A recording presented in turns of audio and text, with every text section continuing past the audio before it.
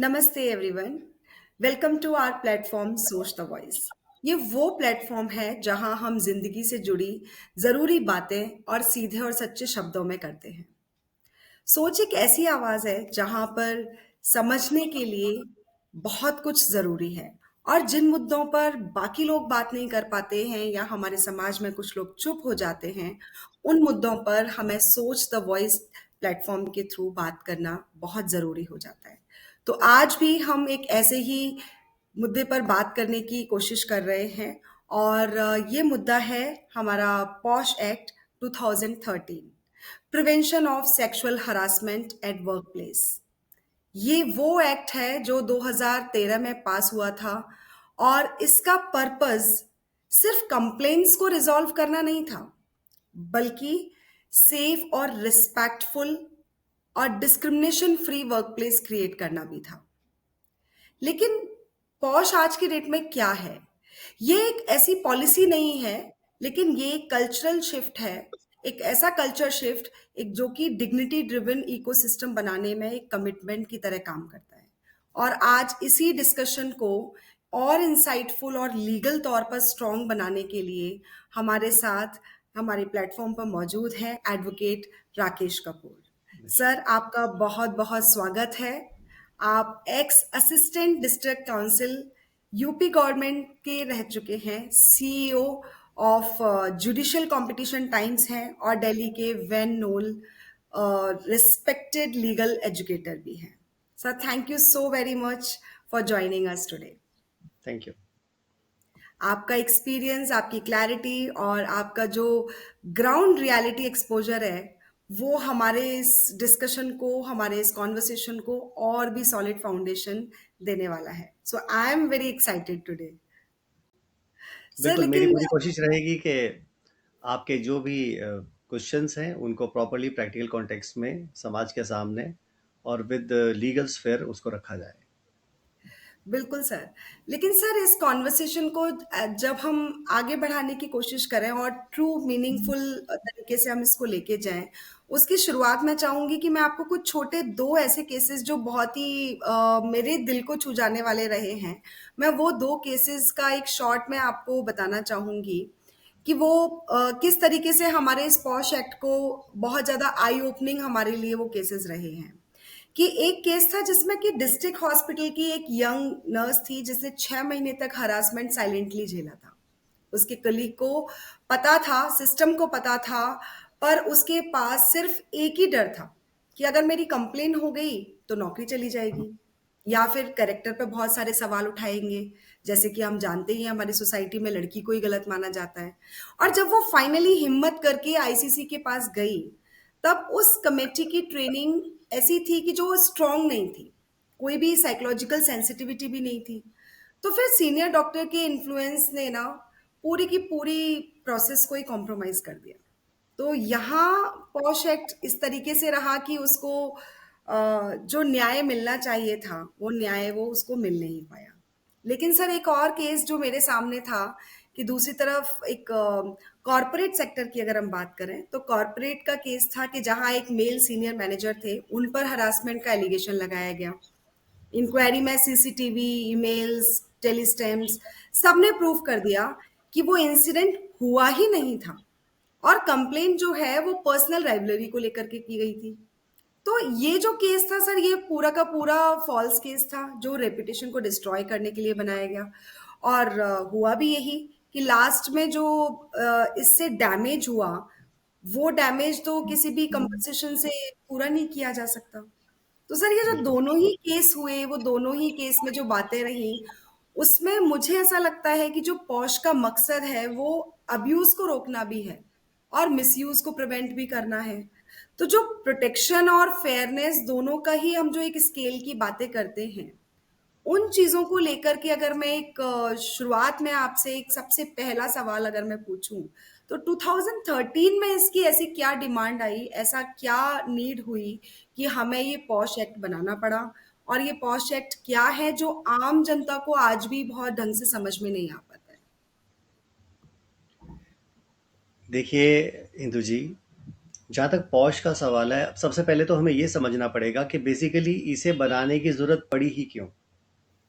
जब हुँ, हम right to equality के बारे में बात करते हैं, तो हम एक ऐसे समाज की कल्पना करते हैं कि वहाँ पर मेल या फीमेल दोनों इक्वली, बिना किसी फ़ियर के और इक्वल राइट्स के साथ कहीं पर भी, चाहे एजुकेशन सेक्टर है, चाहे आपका सर्विसेज हैं, चाहे बिज़नेसेस हैं, कुछ भी है, वो इक्वली डिग्निटी के साथ काम कर सकें। अब जैसे-जैसे एजुकेशन लेवल बढ़ रहा है, लोगों में अवेयरनेस हो रही है, अब माँ-बाप चाहते हैं कि उनके बच्चे पढ़ें, स्पेशली लड़कियाँ भी आगे बढ़ें, और सिर्फ़ उनका काम सिर्फ़ घर सँभालना नहीं, सिर्फ़ घर का किचन तक ही महदूद ना हो, वो कॉर्पोरेट सेक्टर में जाएँ, वो ऑफ़िसर्स बने, वो एडवोकेट्स बने, वो जजेस बने, वो आईपीएस, आईएएस बने और बड़े-बड़े ओहदों पर बैठें। लेकिन जब ये वुमेन उन कॉर्पोरेट्स में जाती हैं, उन जॉब में जाती हैं, तो क्या सच में उनको वो एनवायरनमेंट मिलता है जहाँ पर हुँ, वो बिना किसी डर के, बिना किसी सेक्सुअल हैरेसमेंट के क्या काम कर सकती हैं? अब इस तरह के बड़े सारे मामले जब कोर्ट के सामने आने लगे, उसका एक बड़ा इंपॉर्टेंट जजमेंट भी रहा है Vishakha versus state of Rajasthan का।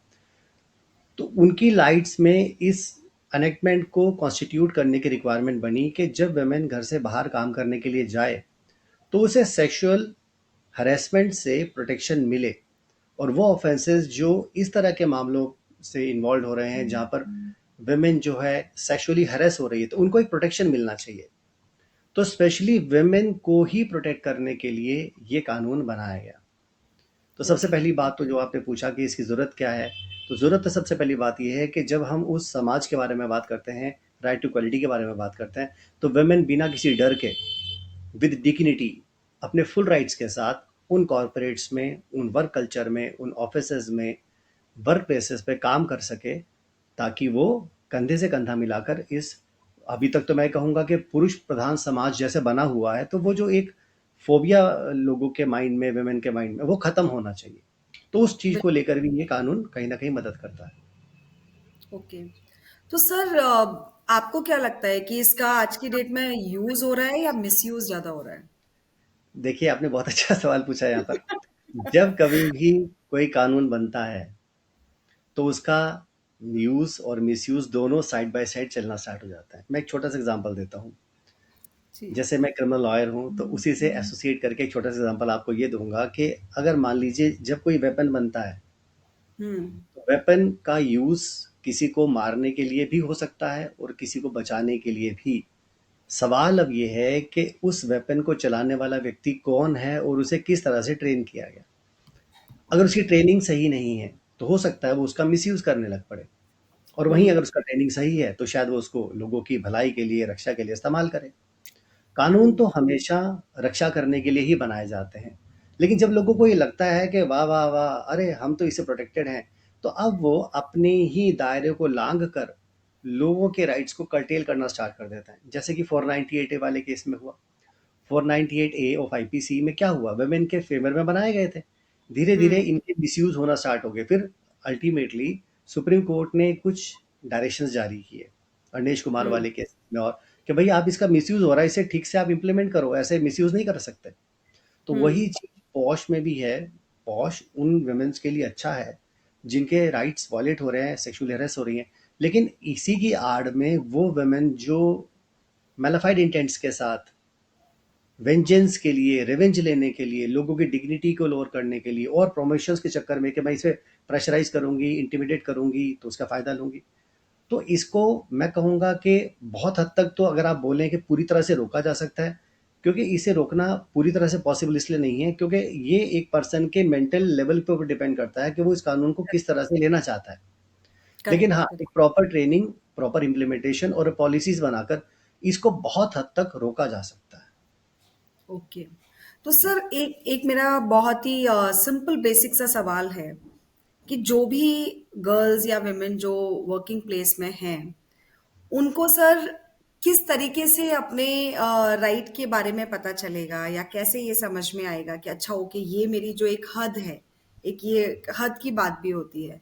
तो वो एक्ट जो है वो बहुत छोटी-छोटी चीज़ों को भी कवर करता है या फिर एक पर्टिकुलर टाइमिंग का कुछ है या फिर कुछ डॉक्यूमेंटेड, क्योंकि बहुत सारी चीज़ें ऐसी होती हैं जब तक कि हमें पता चलता है कि हमारे साथ कुछ हो रहा है, बीइंग अ गर्ल मैं इस बात को बोलना चाहूंगी कि बहुत सारे टाइम तक तो वो डॉक्यूमेंटेड ही नहीं होता, कुछ कहीं है ही नहीं उसका कुछ है। और लास्ट में आप किसी से बात करो तो अगला बंदा ये भी कह सकता है कि मेरा तो ऐसा इंटेंट ही नहीं था, आपने ही मुझे गलत समझ लिया।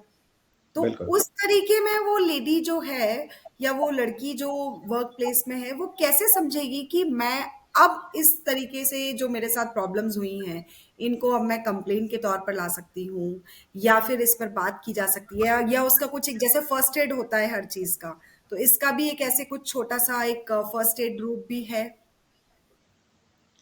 बिल्कुल, जैसे कि आपने अभी शब्द इस्तेमाल किया फर्स्ट एड, तो जिस तरह से हम लोग इमरजेंसी सिचुएशंस के लिए जब ये लगता है कि यार कोई पेट में दर्द हो जाएगा तो कोई गोली चाहिए, कोई हम्म। चोट ना लग जाए तो उसके लिए कोई बैंडेज या कोई क्रीम होना चाहिए, तो इसके लिए कुछ हमारे पास टूल बॉक्स या कोई ऐसा फर्स्ट एड बॉक्स तो होना चाहिए। लेकिन अगर घर में फर्स्ट एड बॉक्स है ही नहीं तो इलाज करेंगे कैसे? बिल्कुल उसी तरह से जब तक वर्क प्लेस पर प्रॉपर इस तरह की कमेटीज का ट्रेनिंग, इनका फॉर्मुलेशन नहीं होगा, तब तक वेमेन को हो सकता है इसके बारे में जानकारी ही ना मिले कि उनके अपने ही एनवायरनमेंट में, अपने ही ऑफिस में ऐसा लीगल रेमेडी अवेलेबल है।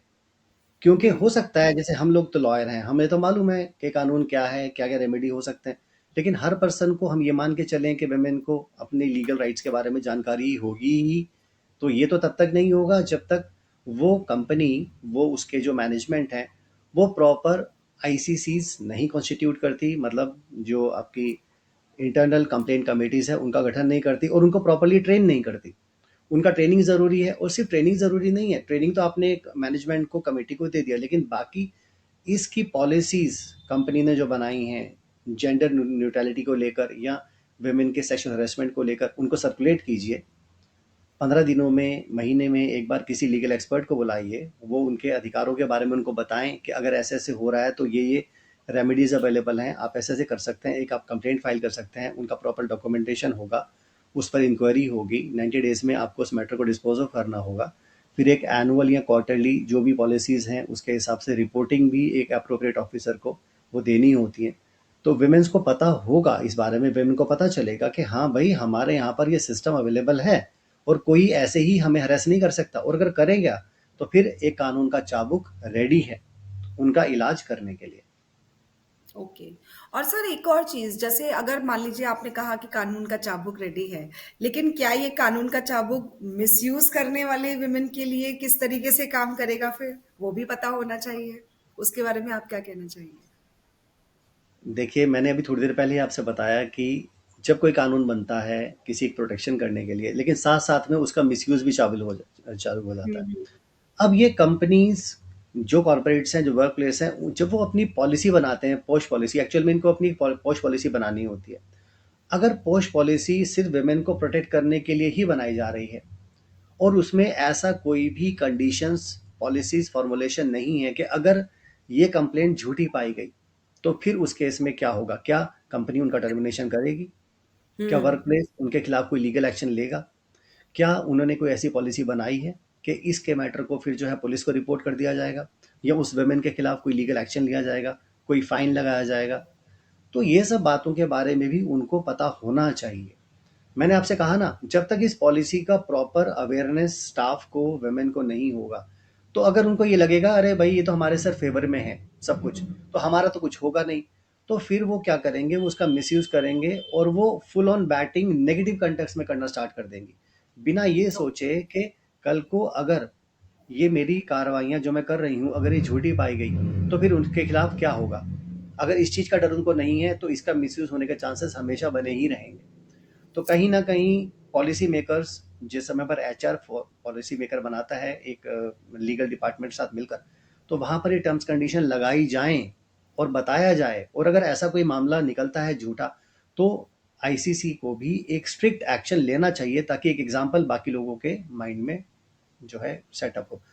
प्रॉब्लम क्या है कि अगर एक कंप्लेंट झूठी हो जाए और उसके खिलाफ कुछ भी ना हो तो फिर जो बाकी मेल हैं उनके मन में एक फियर का माहौल बन जाएगा, वो कभी भी एक प्रोटेक्टिव एनवायरनमेंट में काम नहीं कर पाएंगे, वो डरे रहेंगे हमेशा, वो खुलकर कभी भी फीमेल पे ट्रस्ट नहीं कर पाएंगे। तो ये तो कॉर्पोरेट के लिए या हमारे वर्क कल्चर के लिए अच्छा नहीं है। बिल्कुल। सर आपने एक सच में बहुत सही बात और बैलेंस्ड वे में आपने कही है, क्योंकि किसी भी कानून का बनना और उसके बाद में उस कानून का इम्प्लीमेंटेशन होना, उसके बाद एक नई चीज़ शुरुआत होती है, वो है सबका किस तरीके से मेंटालिटी सेट हो रही है, कैसे जी, एक्सेप्टेंस हो रहा है हर चीज़ को लेकर के। तो एक सर मैं बिल्कुल। चलते-चलते एक सवाल और आपसे पूछना चाहूँगी कि लास्ट जो 11 इयर्स का जो हमारा सफ़र रहा है ये पॉश एक्ट का, इसमें सर इम्प्लीमेंटेशन में सबसे ज़्यादा कुछ-कुछ ऐसे चैलेंजेस आ रहे होंगे या ऐसा कुछ किस तरीके से सेट नहीं हो रहा है, तो वो आपको वो चैलेंजेस कहाँ और किस जगह पर नज़र आते हैं? कि पॉश एक्ट, वर्क प्लेस, लोगों की मेंटालिटी या वुमेन का अपना एक फेमिनिज़्म या क्या? देखिए, ये बात सही है, हम लोग जब कॉन्स्टिट्यूशन के बारे में बात करते हैं, तो हम कहते हैं राइट टू इक्वालिटी। लेकिन हुँ, एक चीज़ मैं यहाँ पर ऐड करना चाहूँगा, एक्चुअल में राइट टू इक्वालिटी जैसी चीज़ कोई एग्ज़िस्ट नहीं कर रही है। Actual okay. में right of equality among equals होता है। मतलब हुँ, अगर जितनी भी वुमेन हैं, वो इक्वली उस राइट को, उस पर्टिकुलर लॉ को सब्जेक्ट होंगी। अगर मैं हुँ, बोलूँ को वुमेन और मेन दोनों ही इक्वली लॉ को अब सब्जेक्ट हो रहे हैं, तो ऐसा नहीं है। अब उस सिनेरियो में ओके। अगर एक लॉ तो आपने वुमेन को फेवर करते हुए बना दिया, लेकिन ये हुँ, ध्यान में नहीं रखा कि अगर वो लोग एग्रीव्ड हो रहे हैं, तो फिर उसका क्या होगा? और हुँ, दूसरा, सिर्फ़ कानून बना देने से ही पूरी तरह से अगर हम ये सोच लें कि हमारा सोसाइटी बहुत बढ़िया और क्लीन तरीके से काम करने लगेगा, तो ऐसा नहीं होता। हमारे इंडिया में इतने सारे कानून बने हुए हैं, लेकिन सवाल ये है उसका इम्प्लीमेंटेशन, उसका एग्जीक्यूशन हो भी रहा है कि नहीं? क्या आज भी रेप नहीं एग्ज़ैक्टली। होते? रेप के बारे में जब जब निर्भया वाला केस आया, तो समाज में आया कि अरे बड़ी, अब तो रेप के लिए बड़े स्ट्रिंजेंट ऑफेंसेस के लिए वो पनिशमेंट बन गए हैं। अभी मिनिमम 20 ईयर्स के पनिशमेंट्स भी ऑलरेडी प्रोवाइडेड, लेकिन फिर भी रेप हो रहे हैं। क्या रुक रहे हुँ, हैं क्या? जब तक इंसान की अंदर से कॉन्शियसनेस पर काम नहीं किया जाएगा, जब तक लोगों हुँ, को सामाजिक तौर पर उनकी अपग्रेडेशन नहीं की जाएगी, जब तक उनका मेंटल लेवल डेवलप नहीं होगा, ये सेक्सुअल हरेसमेंट के मामले फिर भी आते रहेंगे। चाहे आप कानून कितना भी सख्त क्यों ना बना लें। कानून सख्त बनाने से एक डर का माहौल तो बनता है। तो डर का माहौल, तो अगर मर्डर के लिए डेथ पेनल्टी है, तो क्या मर्डर आज में नहीं होते हैं? फिर भी होता होते हैं। है। हुँ, तो इसका मतलब ये है कि सख्त कानून बना देने से ही रेमेडी नहीं निकलती, रास्ता नहीं निकलता।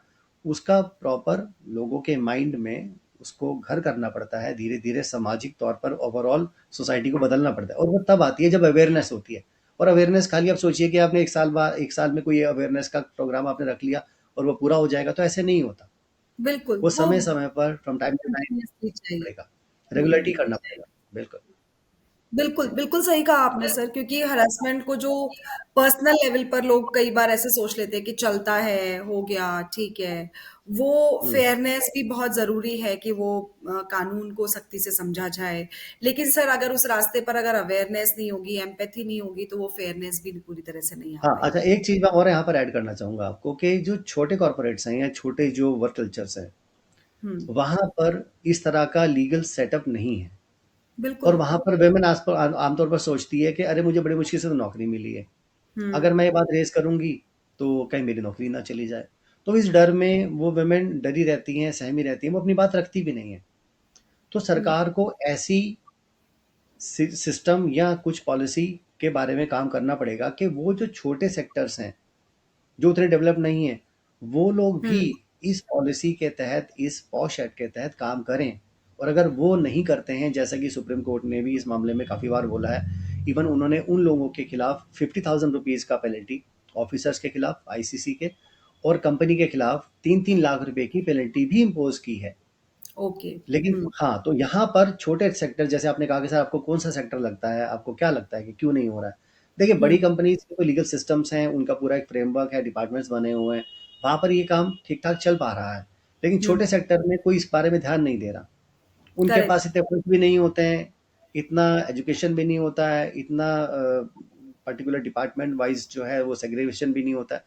तो उस लेवल पर काम करने की ज़रूरत है, ताकि वहाँ पर चाहे छोटा लेवल हो, चाहे बड़ा लेवल हो, दोनों जगह पर वुमेन जो है सेफ रहे और प्रोटेक्टेड रहे, और सेक्सुअली उसका हैरेसमेंट ना हो सके। बिल्कुल सही सर। और मेरे को लगता है कि सर इसके लिए सबसे ज़्यादा जो काम करेगा वो है अवेयरनेस सेशंस।